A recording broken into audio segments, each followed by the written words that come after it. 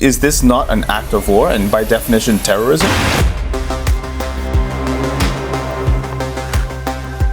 We're diving into the political unrest taking place right now, the recent arrest of Nicolás Maduro by US military forces. Legally speaking, you cannot just send your military or army or police force to another country. It's the president of an elected president. America and the full might of the United States. US is repeating Iraq on Venezuela. Let's be honest.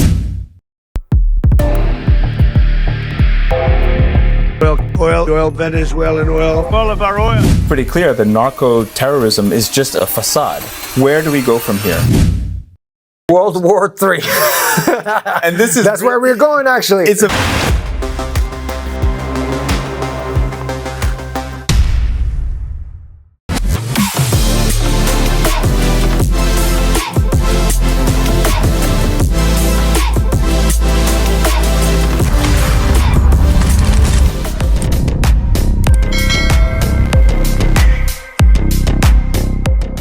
What's up, guys? Welcome back to another episode of the Traders Brawl podcast. I'm Adel, your host. This is the podcast where we feature entrepreneurs, business leaders, money gurus, and even fitness freaks on the show.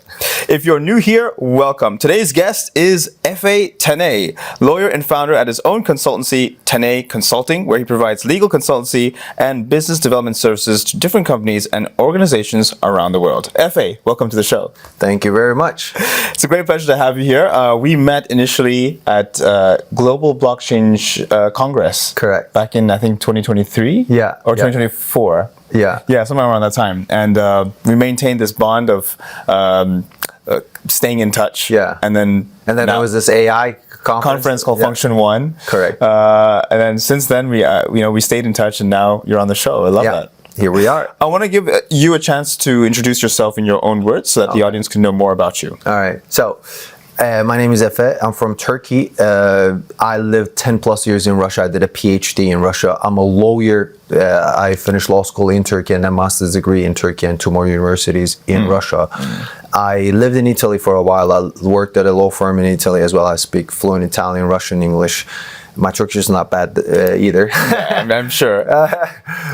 So I traveled a lot. I am a little bit known person in Turkey as a traveler. I've been to 77 countries.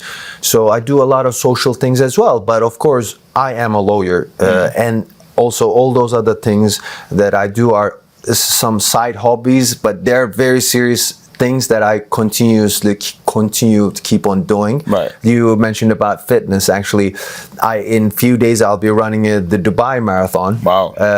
I ran marathons before. I did fitness competitions, Ninja Warrior TV shows, all sorts of Spartan races. I was at the World Championships at the top levels so many times. So I am a very active person, and we will talk about politics a bit and international atmosphere that is going on right now nowadays. And I actually gave comments on to Russian, to Turkish news, to international media several times. Written on TV. You know, I connected live to Russian and Turkish TV channels and so on. So that's something I also used to do very often. Nowadays, on here and there. Yeah. Very nice. Very good to hear. So, yes, today, this is an intense topic. Episode 90. Today's topic is quite intense as we're going to be covering the whole fiasco between the US and Venezuela. We're diving into the political unrest taking place right now, given the recent arrest of Nicolás Maduro, the ex-president of Venezuela, by US military forces very aggressively. I'm going to read out some historical context before we get straight into it. So, Venezuela's conflict is not just about the halt of one leader or one election. It's the result of decades of political upheaval linked to foreign policy and the power that comes with a huge oil reserve. Equally, the arrest and airstrike actions by U.S. military have raised uncomfortable questions about power, resources, and the true motives behind such intervention. So to understand the whole US-Venezuela conflict, we need to look back at the history. And I want to get your own standpoint on this, that it is my opinion, and the opinions of many others, that the US is repeating Iraq on Venezuela. What do you think about that? It's hard to compare these two because, first of all, in Iraq, actually, mass destruction. There was the weapons of mass destruction. And then even Bush himself made jokes about it. Like, oh, we couldn't find them, but whatever, who cares? Kind of. He said it actually. He made jokes about himself as well. And in this case, they're now claiming about the drugs and everything. But in reality, if you look at the numbers, actually, I just literally looked it up before I came here because I wanted to have the specific numbers. Right. Not even 10% is claimed to, like, drugs that are coming from Latin America to US are actually not even 10% are coming from Venezuela. Statistically, this is U.S. statistics, and even that 10% is actually not those deadly drugs that they claim that they're having. So in reality, it just doesn't fit to the scenario that they present to the media. So there is another reason, and let's be honest. We all know the reason. It's the money. It's the money behind it's oil. The control, exactly. So do we really think that this would have happened if Venezuela didn't have oil? Yes, simple as that. And rare earth minerals as well. Similar thing now. It's happening a week after that in Greenland. Like. Rubio said it yesterday in front of cameras. If we don't take it, then Russia and China will take it. I mean, he literally said that, and Trump actually tweeted that as well, also on his Truth Social. He said it because when I heard it, I was driving on a radio. I heard it.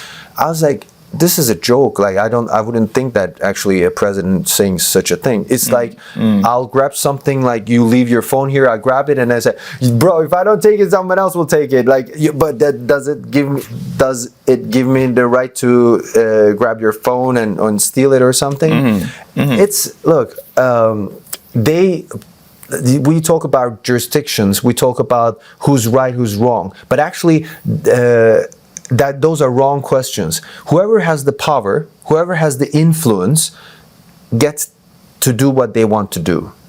Simple as that.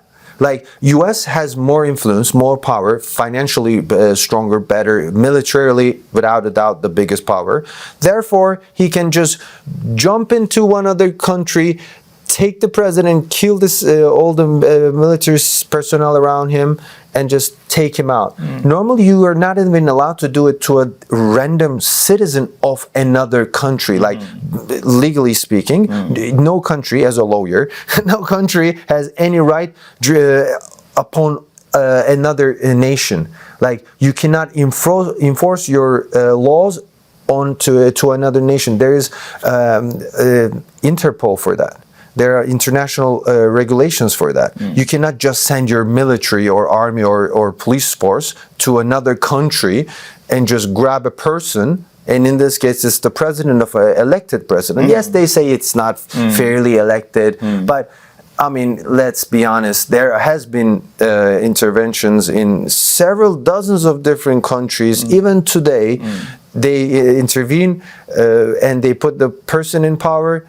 And now it's like, okay, not fairly elected. No, it is not. It actually, the Ukrainian conflict has a similar beginning like this. Because the Russians did invade Ukraine without, proper procedure.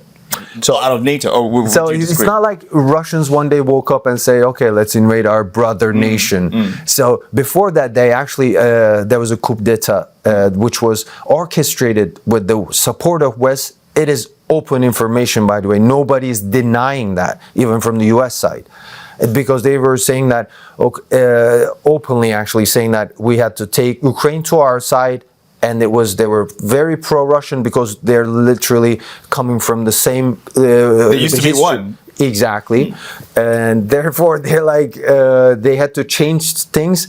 Coup d'etat, put our president, now we're against Russia. And Russia was like, well, now they're literally trying to take Ukraine into their military alliance, NATO, and they're putting the threat right next to our door. And Putin was like, I'm not going to allow that. It's right next door. My brother nation, which is controlled by one person that you put to the top, because that president decides everything. If we go 10 years back, 12 years back, 2014, when this was happening, if we ask to the general Ukrainian public, who knows, maybe 70-80% would be like pro-Russian, because they're so close. I'll continue answering your question, but people need to understand this. I'm sure majority of the people know that they're very close nations. Like, I speak fluent Russian. I did my PhD in Russia. When I hear Ukrainian, I understand 70% of or 80% of it, and almost every Ukrainian speaks Russian. They're Orthodox. Both are traditions, history. Historically, a lot of Ukrainians are living in Russia, vice versa. There were marriages. They're like almost the same nation. Literally, even till this day, even though the war has been going on for so many years now, still till this day, other parts of the world. Tell me if I'm wrong, people still say Ukrainian, Russian. It's the same. There is this thing, still. This is unfortunate. That's why I deliberately use the word brother nation. It's so sad for me to see that. I really feel so sorry. Right before the war started, I was in Ukraine for a sports competition, and before I went there, I was speaking to everyone in Russian. Without, if you go to another country, if you want to speak in English, sometimes you feel like, do you speak English? You ask. But in Ukraine, you don't ask. You just speak Russian. Right. There's no chance that, in a bigger cities, there's zero chance that the person won't speak Russian. Maybe some smaller villages, it will be hard for them, but still they would speak. My point here is, even that two nations that are this close, by just interfering and picking up the president, putting your own, you basically in few years time, with the propaganda, with slowly step by step from 2014, this was the coup d'etat was at 2014, and then all the way to this conflict 2022 it started. So that was enough time, 8 years. And Merkel said it, by the way. We tried to gain time for Ukraine because they had to prepare Ukraine for this upcoming war. Why? It was orchestrated, planned. They literally changed the generals, they changed the pro-Russian people, they changed the people in charge. The Americans say it in the White House right in front of the cameras, corrupted, they say. Because when you interfere too much, then corruption happens. After the Soviet Union, Russia was also pretty much corrupted as well. But Putin was being the strong man. He kind of controlled it to some extent. Right. We're not defending, by the way, Putin or Zelensky. I'm trying to put the whole picture. Before coming back to your question, when I explain it from this other perspective, and from a perspective that people are not used to hear, then some people sometimes feel like I'm taking a side. I'm 100% outside. Seeing it from a bird's eye view. Exactly, not biased. Because the media, majority of the people are listening are super biased, that deliberately they show it one-sided stories of the situation, that they're brainwashed to certain things. Then after, you repeatedly, when you hear these things, you start believing that without a question. They ask question to the people on the street in Europe, the Ukrainian-Russian conflict. They have no information. They just say they're against Russia. For what? Why? Russia invaded Ukraine. Why? How it started? Why did it start? Why this country woke up one day and okay, let's invade one country. This Ukraine looks good. Let's do it. It's because they were basically going to put military the threat right next to the Russian border. Let's remember what during the Soviet times, when Soviet Union did it to Cuba, Cuban Missile Crisis. That was a big thing. Joe F. Kennedy. Right. He said then they put where? To Turkey. Turkey. Yeah, exactly, against the Soviet Union. And then they basically put them down, and then they come to a mutual agreement. But it was almost, the world was almost going into a war, international, massive nuclear conflict. Because why? Because an independent nation, Cuba, was allowing another nation, Soviet Union, to put their missiles on their island. Then Cuba could say, I have an independence to do what I want. Well, at some point you don't. Yes. That you there are limits. There are limits. Yeah. Same for Ukraine. Yeah. Why West, NATO, is desperately pushing Ukraine to join to NATO? Like why? Because when people don't understand this aspect, we'll come back to Maduro, by the way. But we will. these are very It's a good example. Yeah, they're very connected. Like if you cannot understand these things without understanding the Gaza-Israeli conflict, this Greenland conflict that is going on right now, the Maduro and this. They're all interconnected. Because then the Trump says, if Netanyahu can do it, I can do it. Do it too. Yeah. Nothing happens to this guy, so I feel like I can do it as well. Yes. Like, long story short, they pushed Ukraine to join to their alliance. Yes. And Russia was like, okay, this is too much. We cannot have a neighboring country be anti-Russia because NATO is anti-Russia. It's like I give this example to people. It's like they say, yeah, but it's not a threat to you. Threat to then defense to who? Like, why do you need desperately push all that? Put a coup d'etat, corrupt the country to the bone, and then put all your military personnel, everything, and then expect me to do nothing. It's like if they have armed Ukraine without Russian interference, actually, like if Russia was just watching all that, then they would have like put the hands right to their throat and like they can choke it any second they want. And like, yeah, but we're not choking. Yeah, but why do you keep your hand right here? Like, I don't want your hand right next to me, right next to my throat like that. Yeah. I'm not going to allow that. Yeah. Yes, smaller countries like Venezuela, they could not fight back because Russia is a bigger military power at their area. Like, again, US is bigger than Russia, but this whole conflict is happening at their background. Therefore, same for Syria. Syria, actually, Russia was defending Assad. And as you can remember, the Western powers, US and Europe, were trying to put down Assad. Assad was able to, I think, fight back 11 years, if I'm not mistaken, some 9+ years. So he, with the support of Russia and a little bit of Iran, Bashar al-Assad, president of Syria, was in power so long. Because, let me remind people, actually, it started with the Arab Spring. In like Libya got down, Gaddafi, yeah, they killed him on the streets of Libya. Look at Libya now. I mean, so sad. So my point is, you interfere and then they show it the situation from one side.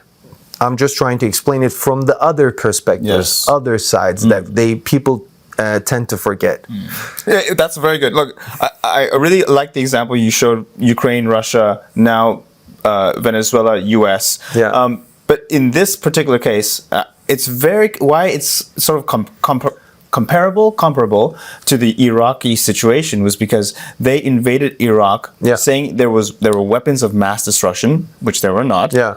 But really, behind that, they took oil from it. And I also want to, I don't know if you ever saw the movie Vice. It's a movie about the vice president of the US. It's an actual movie, Hollywood movie, played by Christian Bale. And it really showcased the motives behind why they chose Iraq to invade and say it was weapons of mass destruction when it was not the case. It was just for oil. Now, in the Venezuelan context, I think it's pretty clear that narco-terrorism is just a facade to say this is the reason we are taking them out, corrupt things and this and that. So we're doing you a favor, Venezuela. We're doing you a favor. Yeah, what kind of favor? Actually, they just take the oil. Trump said it, by the way. I'm in the oil business. Trump said it, by the way. We'll take the oil. That's his sentence. I'm just quoting. We'll take the oil and we will give some, the word some, to Venezuela.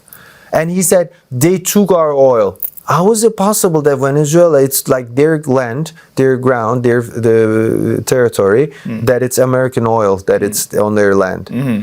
I mean, would they be so concerned about the people if Venezuela didn't have oil? I mean, come on. Like, even the kids understand this on the street. Yeah. Right. My point is, yes, they got in to Iraq because of oil. Now they are in Venezuela because of oil. I mean, you don't need to be an expert on this to see that. But the perception, with the story that they tell to people is funny. In sociology, there's an effect called sleeper effect. Sleeper effect, they found out during the Second World War. I did my PhD on sociology. So manipulating people were very easy, but they did not know how to do it successfully. During the Second World War, they were spending massive, amazing numbers of money to influence and manipulate the soldiers, because you want to like soldier with the passion going into the battlefield. Like you want to motivate them. How do you motivate them? You need to make them hate the enemy. How do you make them hate the enemy? You basically with agitation, you tell them a story. How do you tell a story? Through films. So during the Second World War, they were showing those military films that showing the German side very aggressive, the bad guys. So in a film, they put them to the soldiers in groups to the theaters, and then once they were coming out, those researchers were trying to, before and after the film, they were like trying to understand how much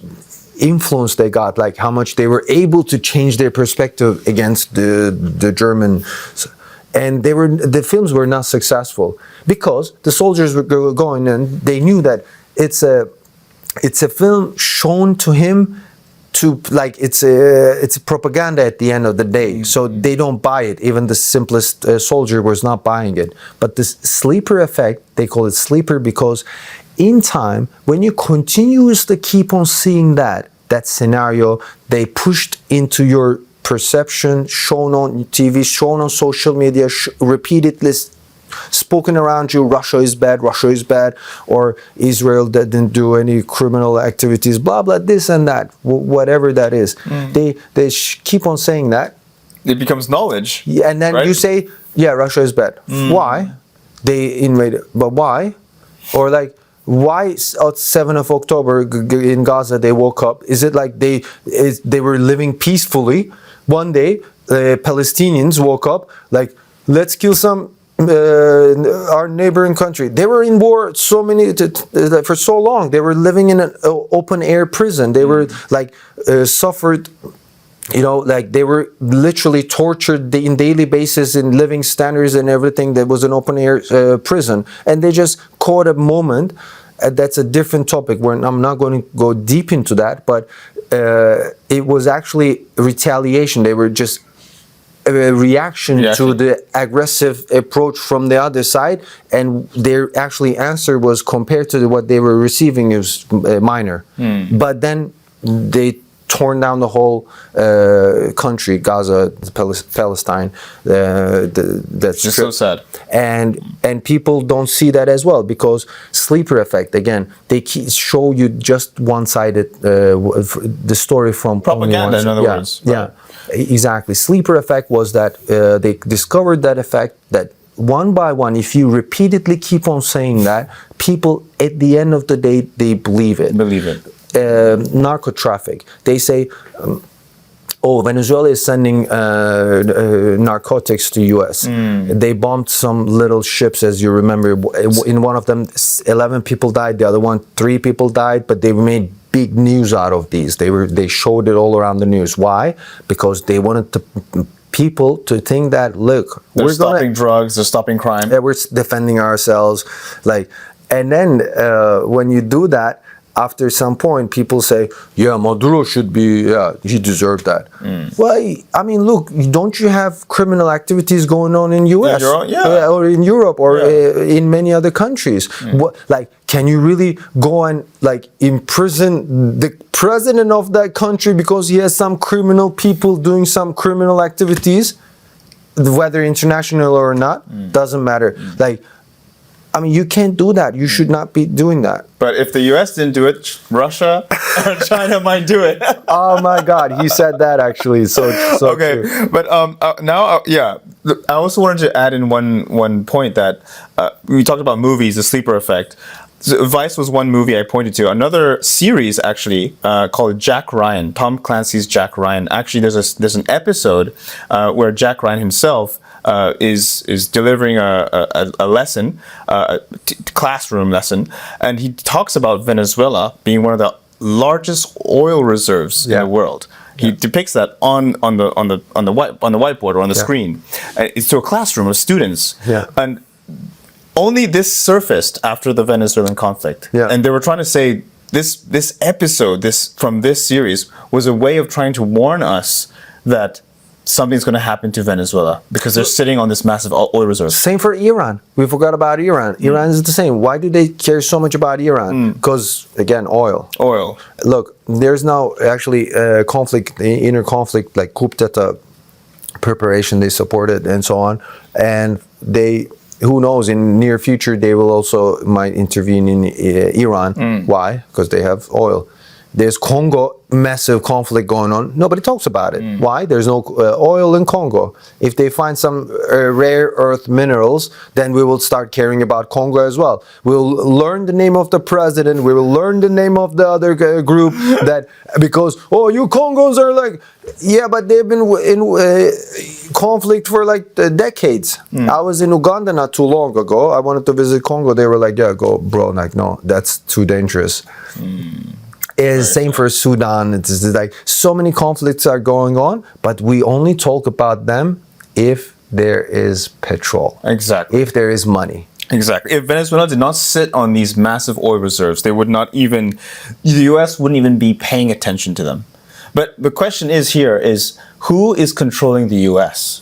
That's another question. That's a whole rabbit hole of, because we've already agreed that, okay, this is all to do with oil and money, being in money, but who controls the US? And some speculate that it's actually Israel because of the Rothschilds. And that's a whole nother rabbit hole. And I wanted to, because we don't really talk about this side of the we talk about news between these countries, why their motive, retaliation here, retaliation there. But who's still funding all this? Who's still setting the agenda? Whoever you don't want to talk against, that people are scared to talk about, is the person who's taking the decisions. Like in Russia, you can't really talk too much against Putin. So he's the one in charge. He's the big boss there. In Turkey, Erdogan, like whatever you tweet against Erdogan, the next day they knock your door and like you're out. Yeah, same for celebrities, actors. It happens in Turkey. So freedom of speech in Turkey, as I'm Turkish, so I know it, is not that good nowadays. We're going down in that sense. But when it comes to US, I mean, you remember that for the New York mayor elections, they were asking the potential candidates for the elections in New York. It's a mayor. They're like, are you going to visit Israel? And they were all like, oh, yes, the first thing I'll do, I'll visit Israel and visit Israel. And then one of them said, he's actually the current mayor. He said, why would I? Like, I will respectfully like accept them if they come to, to New York. I'm the mayor of New York. I'm a candidate to become the mayor, and I will serve the citizens of New York. And they were like, so you will not visit Israel? I mean, this is so there's this open lobbying in US that actually they're funded. Openly, by the way. Of course. It's openly funded. APAC, I think. And so they really are scared to talk anything against the power. When we say power here, we talked about America's military power. So when you have this muscle, which is military, you go and grab the other president, you go support Ukraine, you tell Russia, oh, if you like bomb this city or that country or this, I'll teach you a lesson. On the other hand, going to the other side of the ocean, telling China not to intervene to Taiwan. And all those, whoever you want, you say the big boss because you have the muscle. It's like the bully in the classroom. Like nobody wants to mess with that bully. And Trump is now on the top of that control, like controlling all that military power. And just yesterday told to Macron, saying that if you don't come to my terms, I will actually, with my tariffs, I'll put to wine and champagne 200% tariffs, so you'll do it. It's maybe he didn't threaten to bomb Paris, but he didn't. But this is a similar thing because he has the power, like power, financial, economical power, but military power, and same here. Like the lobby, the Jewish lobby in U.S. is pushing them for the Israeli agenda. Why did they bomb Iran? What is it that they can't get along with Iran? Because Iran's potential success of military success doesn't matter what type. In any type of military success or any influence in the region is threat to Israel. Israel is like, yes, the US is the big brother, but Israel is pulling the strings. And they basically, I gave you the example in Ukraine that you change the president, even though I gave the example like 2014, 70-80% of the nation back then was pro-Russian, but by changing one person and corrupting the elites and the top people, and then putting down the generals, ministers, and like influential people, pro-Russian people, you basically, in time, they were able to put the country in a position where they could go to war against their brother nation. It's doable. Zelensky, I don't think that I don't think he's smart. I think he's corrupted, and I think he's not. What he's doing is not the best thing for his own country. Time will show. But actually, he could have agreed with Russia. Actually, at the very beginning, I think it was the second week of the conflict, they were about to come to an agreement, and then what was it? The president of London, the UK president. Comer. No, the old one, but Boris Johnson. Yeah, Johnson jumped in a plane, came to Kiev for a few hours, and promised him. This is, by the way, it's not a secret information. Everybody knows that. He says, "Oh, keep on fighting. We'll support you." That's why Zelensky felt like the king, because like the whole West, US, Ukraine, US, Europe, UK is allies. Yeah, but they're supporting me. How can I lose this war against this, one country? But it's not. It didn't turn out that way. Now, Trump is not even picking up his calls. He literally says, "Well, it was the Biden's administration's fault." Yes. Crazy. Yeah. So now you mentioned an interesting point there that the APAC is one of the lobbies. The Super PAC. It's called Super. I think it's categorized as a Super PAC lobbyist group that pays lots of money to I don't know where the money actually goes. It funnels through somewhere, and that money is what's controlling the agenda. Yeah. They're a lobbyist group. They can lobby for what you want if you have that amount of money. Yeah. It's just like the National Rifle Association, NRA. They fund guns, so they have a big amount of that easy. It's that simple. Influence Yeah. to keep the Second Amendment right, which is the right to bear arms. Yeah. Now the question is who is behind all this? Because there's a theory that if you don't have a Rothschild centralized bank, a Rothschild influenced central bank, then let's go to that country and let's create one. Yeah. So then once we create one, we can now command and conquer. Yeah. In a way. Do you buy that theory that it's the Rothschilds behind this? Look, Rothschild is just one family, but there is definitely a Jewish lobby in US that is controlling everything. In Ukraine, they're also 100% control. Yeah. But I don't like the categorizing it with as Jews or Israeli. I'm really against this. For example, when I talk about Palestinian-Israeli conflict, I don't really buy the scenario where they say it's the religious conflict. It has nothing to do with religion. When I criticize Israeli actions, I don't care about their religion. No. I don't care about the Palestinians' religion. If there is someone suffering, if there is injustice, I want to talk about that. Yeah. So, but the thing is, by nature and by history, Jewish people were also, during the Second World War, they feel like they're always pushed aside, the people don't want it. Even historically, even way before the Second World War, like 1492, the Jews were kicked out of Spain, they sent them to Turkey, Ottoman Empire. So the Ottoman Empire took them. For 500 years, we still have Jews living in Turkey freely, and they came 500 years ago almost from Spain. And many other scenarios like this. But because they live like this, they feel like, I worked with a lot of Jewish businessmen. I do business setups. I do international trade. I have clients from all nationalities and all countries. I have very good friends from Israel as well. And they are also against this fiasco.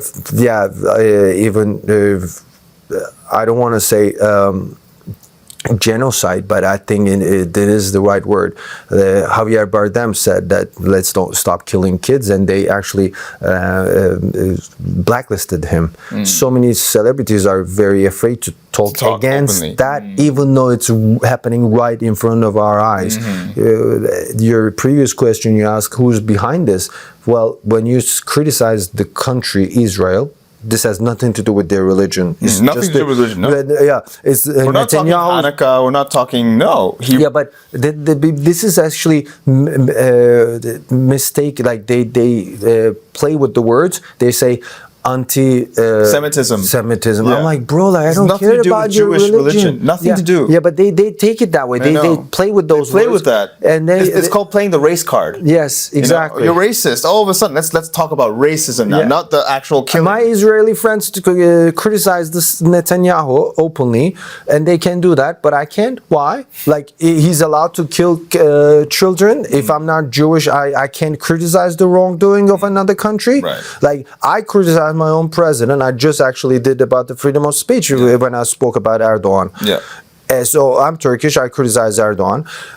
I was like, they're so bought into this idea that because, for example, this hostile, this aggressive international, like literally in one day, Israel was bombing Gaza, West Bank, Jordan, Lebanon. No, not Jordan, sorry, Lebanon and Syria. 4 countries in one single day. And also Iran as well, the next day.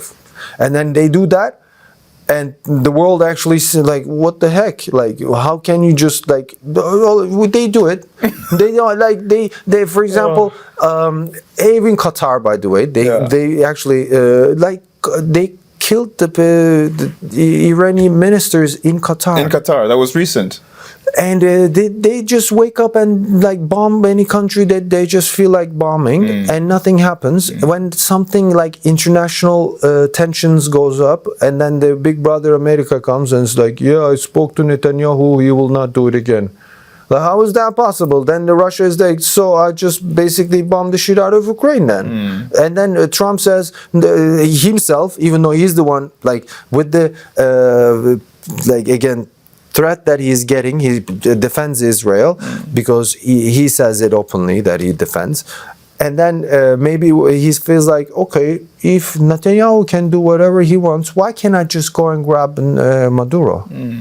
And then Greenland is mine as well. Oh, by the way, Cuba, I'll take care of you later. And then Mexico, be careful. And he said to the Colombian president that, like, watch your mouth or stuff like that, like as if like a gangster. I mean, bro, like, if you get, like, this will lead to a World War III. Can't you see that? And this is evident because all these figures are with super high egos. And they're sitting on these massive military power, and they will just start bombing the shit out of each other when it comes to Iran, because Iran will not give up without a fight. No, they're just pushing so hard, but Iran is not Iraq. Let's don't forget that. Of course. Yes, majority of the Iranians are not happy with the regime, but I mean, when U.S. interferes, Iranians will be like, ho, ho, ho. This is something we handle inside. We don't want outside power. Anything with the U.S. interfering, there's a profit margin behind it. Why would we interfere? Is it ROI? What's the ROI? Is it ROI feasible? this war, what do we gain? So we sell arms, that's one way of getting it, or oil prices goes up, we take the oil and we, install a Rothschild influenced central bank or bank. They basically, when they put down the Iranian regime down, then yes, they will take care of the petrol and make money out from that, which they started doing in Venezuela, by the way. Petrodollar. And then they will push the people to the north, towards Russia and Caucasus, because the Iranians will, in masses, they will be just like happened in Syria. Through Turkey, they went to Europe. Actually, the crisis that is happening in Europe started with the massive immigration from Syria. So when it starts in Iran, they want to push the people to the Caucasus towards Russia and all the regions in Georgia, Armenia, Azerbaijan, to all that territory, because they have a land border, and Iran has a massive population. And when a very bigger conflict starts, because again, it's a national interest of Israel that they don't want any powerful country around them. No. Turkey, otherwise it's a threat to them. They feel like that, but any country is trying to balance these things pretty much, but Israel is doing in a very aggressive fashion because they don't face any consequences. They literally wake up, bomb 4 countries in a row, nothing happens. Why? Because if something happens with Iran, it was almost going to a bigger conflict. They called the big brother US. Trump was threatening, if you bomb it back, and then we will do this, do that. And they actually, they literally bombed with B-52 or whatever that military, the plane. I forgot the name. Anyway, US actually backed up Israel. Just to see the other side, some Venezuelans were actually celebrating the halt of their ex-president Nicolás Maduro. He apparently caused hyperinflation. He was a corrupted, unelected, or to an extent, unelected president, and people were very unhappy that he was even there in the first place. And when he got ousted from power, they were celebrating. Some were celebrating. They show you the ones who are celebrating. Exactly. Do you see a silver lining, like a positive silver lining out of this? Is there some good in this, or is it more bad than good? Look, they have been sanctioning Venezuela for so long. Of course, they were pushing the narrative of moving out Maduro, because even though they sit on the biggest oil reserves, they still were not able to sell it. The 90% of their oil reserve petrol buyer was China, and US didn't like it. They needed that. Actually, US really needs the Venezuelan oil as well, even though they have a lot. They have it all. Yeah, but still they need it. So they deliberately did this. They prepared this. In years did sanctions and everything. I see. The same for Iran. Now everything that is going on in Iran is Turkey's next door. They have been sanctioning Iran for so long, trying to cripple their economy as well. Look, when the Ukrainian-Russian conflict started, at the second day, they sanctioned Russia with 2,500 different sanctions. Even froze bank accounts. Yeah, and they did more to Russia than they have been doing to North Korea. Wow. Russia is more sanctioned than North Korea. Interesting. Let that sink in. And Russia continues this conflict, but when it came to Palestinian-Israeli conflict, they couldn't even kick out Israel from the Eurovision. How about that? That's a song contest. Yeah. Russia was not even allowed to compete at international sports competitions. Nothing like for kids' school competitions. I mean, literally, they banned their visas, banned their bank accounts, banned their companies, their international assets off as a country. They've frozen their assets. So all the oligarchs, all the rich people in the West, they took in a mafia fashion, they took their assets and all companies and everything. And when it came to Israel, people are seeing this bigotry, hypocrisy. Yes. It's evident. Yes. So when you ask who's behind this, I mean, come on, they cannot say anything to Israel, even though actually, by the way, I don't like comparing these two wars because in Gaza, civilians suffered massively. Like, that's why the people call it a genocide. Like, there are hundreds of videos I have seen with my own eyes where they actually shoot, kill kids. I'm not just saying civilians, but kids, women, like bombing the building from the bottom so that it collapses with the people inside, and they deliberately do these things. And dozens of hundreds of their aerial footage showing that the whole city is torn down. When there's one building left, they deliberately bomb it to tore down as well. And then nothing happens. Like, nothing happens. They couldn't even kick them out from the Eurovision. I mean, come on. The hypocrisy is crazy. People see that. And then my European friends, yes, they're not presidents or ministers, but general people, they see that.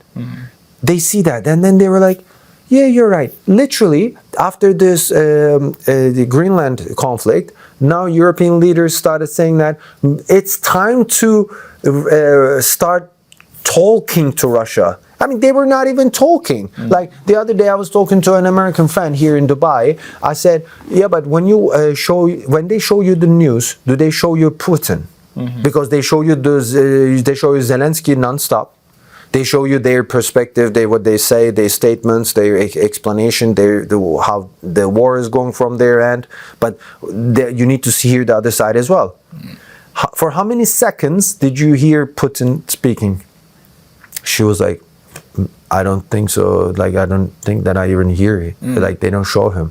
Yeah, they only show it if there's something negative to show about.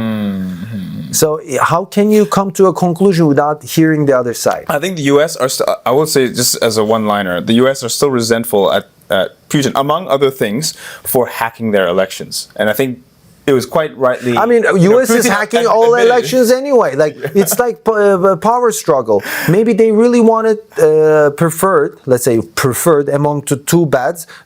Trump is better than Hillary. Yeah. So it is possible. Yeah. But at the end of the day, you do it for the 100 other countries. Evidently, openly, even the former CIA personnel was openly stating on TV, saying that we interviewed, I think, except 3 countries in Latin America, we interviewed all the other countries several times. Several times. We don't hear about the U.S. doing it to other countries. No, we hear it. We know it. There's so many books and history that we know about it. Even the Pix-Bay in Cuba, when this against Fidel Castro during the JFK's time, the military action they took, and that's one of the few things that JFK was not successful actually. So they did so many things non-stop. I just know the Cuban crisis really well, but there's so many other ones that they were doing it. It's open information that even the CIA personnel is openly stating on TV. So when you do it, it's okay. When another country briefly, still a little bit, maybe 2-3%, he was trying to interview a little bit, it's big news.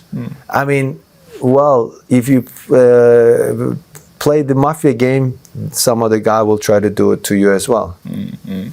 Let's talk a bit about the international law and hypocrisy. We alluded to it earlier in a bit, talking about how it's not legal to go from your nation to go to a different nation and just bring your police and military without proper procedure. Yeah. Now, how does international law apply?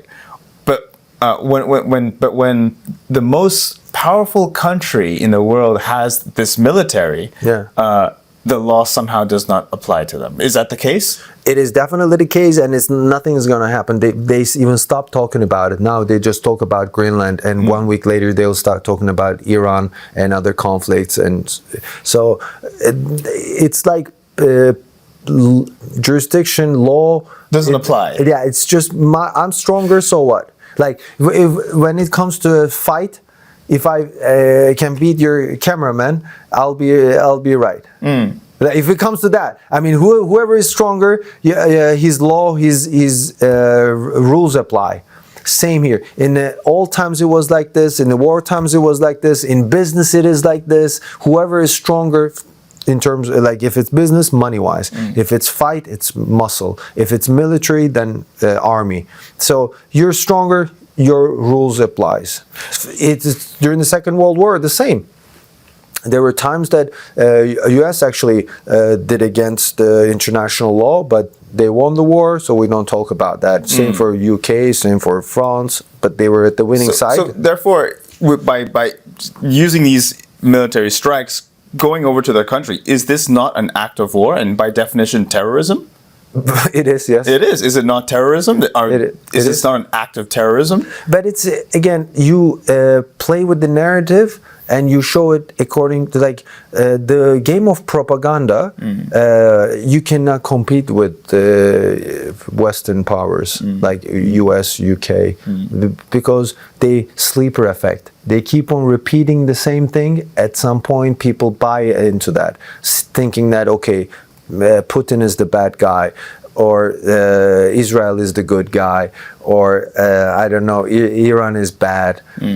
For example, now they say Iranian leaders are killing civilians.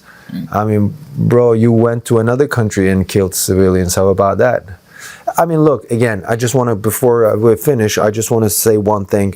I am not taking any side. No, I don't like it, because I'm just seeing the picture from a wider perspective, from both sides. I speak fluent English, fluent Russian. I travel the world. I read a lot. I've studied a lot. Therefore, I am able to see it from both perspectives. And when I start telling about the other side, people tend to think that I am actually pro something. I'm not pro anything. We're just having a discussion here. No, but I am sure that I have been saying so many things that they have never thought about.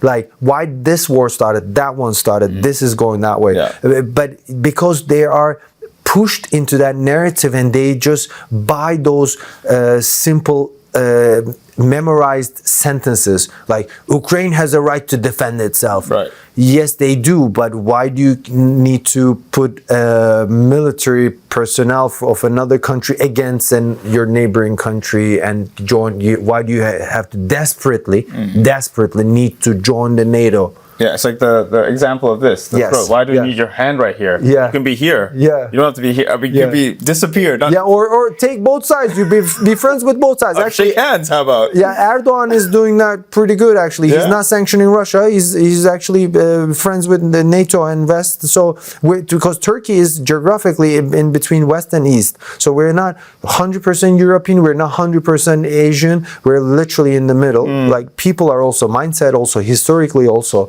Therefore, he made one of the few things that he did right, that he actually didn't take a side in this conflict. He said, okay, you guys keep on fighting if you want to. I'm not going to fight for any side. Greenland is now the next hot topic, right after Venezuela. Like, it's so fast. Should nations who are oil rich now start to raise alarm bells about, oh, we're oil rich now, we have to be very, very careful. We have to up our military defenses. We could be the next target by the US. Actually, Denmark is their ally. So the Greenland is a part of Denmark. So Denmark is one of the founding actually countries of NATO. Yeah. People don't know this actually, but in 1946, US wanted to buy Greenland from Denmark. Oh. They didn't accept it. Till then, they have been trying to, they have a military personnel, actually, US has a military personnel. In Greenland? In Greenland, according to their agreement, because US has a right to defend Greenland. Why? Because it's according to that international agreements that they made right after the pact that they made after the World War II. Oh. So, in other words, you're you provide the guarantees of the security of that land, but you're the one who's threatening to invade it. Like, you hire a bodyguard, and the bodyguard says, I'll beat the shit out of you. But you're my bodyguard. I fucking made an agreement with you. Yeah, but I'm the strong guy, so what you gonna do? Yeah. You either pay, like, I pay you, so I purchase that land from you. You have to sell it to me. Or we'll do, literally, that's what Trump said. Or just come and invade it. We have to take it, he says, good or bad. Like you Otherwise, decide. Russia or China will take it. Yeah. He said that. This is his statement, by the way. Some people will be like confused here. They will think that we're joking. That's what he said. He really said it, literally. Yeah. So, I mean, and then he's not leaving any options. Like Macron and all the European leaders were in Europe, but they don't have the military power. You said who's right, who's wrong. Like legal wise, but legally, nobody talks about legal aspect of this anymore. Like who has the power? Like yes, Europe is right. Yes, US has no right to even like pressure them like to sell it or militarily. Agreed. Legally speaking, he has no right. You offer something, I want to buy your computer, you don't sell it, so what? I just take it. I'll just fight you and take it. And maybe at the end of the fight, I'll give you some money. Or like, okay, thank you for like sending it to me for 100. Well, I'm dead already. Yeah. Like, is it because I'm stronger now? I have a right to purchase your computer. Same. So the law is the power. So we're about to wrap up because I'm getting too interested. I'm getting very, very passionate here. But we have to wrap up. Final question. Where do we go from here? How can nations to the World War III? And that's where we're going. Actually, it's a very big concern. Where do we go? We're joking now, but it is so true, and it is coming. It is really true. Look, Trump has nothing to lose. He doesn't have third term. This is his last term, so he has nothing to scared of. He's not trying to impress anyone. He literally is now 10 times, 100 times more aggressive than his first term. Because when it's your first term, if you want to run for the second term, you try to keep your image. You want people to like you. Exactly. You don't go too extreme. Some of the things he does and says are for the American interests, it's good maybe, but the way he's doing it is pushing Europe towards Russia and China. Look, literally, Europe is considering the renegotiations with Russia, and they will actually come to an agreement with Russia. Who knows, maybe. This is an extremely unexpected move, by the way. And Putin, 2 days ago, he said, we're open to discussions, we're open to talk. Because for the maybe 10th or 20th time, he said, we're not going to invade Europe. Like, this is not our aim. We just want to stop NATO expanding towards Russia. So no NATO in Ukraine or no NATO in any other countries. The peace is peace. We give you guarantees that there won't be any war with Russia because the big brother is scaring you that, Russia, the big bear is coming, so let me be your bodyguard. They say, well, no threat from me. I'm not a threat to you. Let's be friends. And you stop spending that crazy amounts of money to your military, but try to, actually regulate your own countries. The question I want to follow up on is how can we, us civilians, protect ourselves? Can we even? I think we need to educate ourselves more. We should be, let's say, when Zelensky pushes his nation against Russia into this war, never-ending conflict, people dying for no reason. As Trump says, he literally said it in front of cameras, can you win this war? You have no cards, he said. What he means is that, like, you're in a conflict where you cannot win. So why do you push on that? I'm so sad for all those people that are dying also in Gaza, or those civilians, kids, for no reason, and people without, like, not even mentioning them. And elsewhere in Congo, we mentioned all around the world. My point is, they just show you the perspective that they want you to see. So be more educative about it. Take it with a pinch of salt. Correct. And look at two sides of every story. 3 sides, 4 sides. Do not just accept it at face value. That's why I kept on saying that maybe what I say might sound like I'm taking a side. No, I'm just saying things that you are not used to hear. One last question before we wrap up. Do you think this is all a stage? This is all a facade? That this is all staged on purpose? No. For some hidden agenda we don't know about? I tell you, of course not. But there are some agreements sometimes going on. Let's say, Russia, you'll take Ukraine's this side. Exactly. We'll take this. We'll coordinate. Coordinate, but they're still pushing for their interests. For example, now Russia is saying that now we will take, like, the occupied territories we will take for sure, they say, but then they will take also this side that they didn't capture, because they feel like they higher the stakes. Because if you take Maduro now and we close our eyes, because Russia can't really do anything against US in Latin America. No, it's not their land. Yeah, they're not their land. They will not be able to do it. But they say, okay, we'll not talk much about it. It happened already. We couldn't prevent happening. So we'll do that. China, okay, you take Taiwan. Okay, Israel, you take Iran with Palestine, and then Iran will take care together. Like, close your eyes. Okay, guys, let's go. Let's go. But then while this is happening, it's not like they're coordinated or agreed. Really, upon. I find them to be coordinated. I tell you what. Yeah. It's like a chess. Chess. So yes. when you do this move, I do that move. Exactly. They're all interconnected. So when you move one side, one piece, you actually threaten other ones, but also you that other side that you were defending, you leave. So it's a game. It's a game. Now Russia gave up Maduro. They had to. They have no choice. Or they either go to war against US or they just let it go. China has been actually, as I said, 90% of the oil reserves were going to China. They were selling it for a low price. Now China needs to purchase more where they can buy it from. Iran is about to go down. Venezuela is gone. So China needs oil. Yes, Russia is supplying, but not enough. You know what I mean? Like, so it's a chess. Then the China will say, okay, what about Taiwan now? Who's going to defend you, little boy? It's crazy. I mean, because then they will go to US and say, what you did in Venezuela was against that. So I'm going to do the same now. Yeah. It sets a precedent, giving an example for other presidencies to take example from and do the same. That's why I gave the very first example was Netanyahu. Nothing happened to him. No. And then the world is about to go crazy. Wow. We have to leave it there. So many burning questions, but very, very interesting topic. Tanay, I want to thank you for your time. Thank you. It was a sensitive topic, but you took the risk. Yes. You put yourself out here today with me. I really appreciate it.